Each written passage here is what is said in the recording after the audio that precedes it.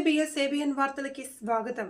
నంద్యాల జిల్లా ప్రముఖ పుణ్యక్షేత్రం శ్రీశైలం పాతాళగంగా పాతమెట్ల మార్గంలో అర్ధరాత్రి చిరుతపులి సంచారం.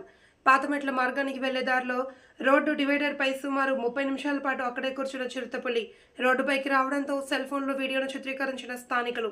గత వారం రోజుల క్రితం టోల్గేట్ సమీపంలో రోడ్డు పక్కన కుక్కను చంపిన చిరుతపులి.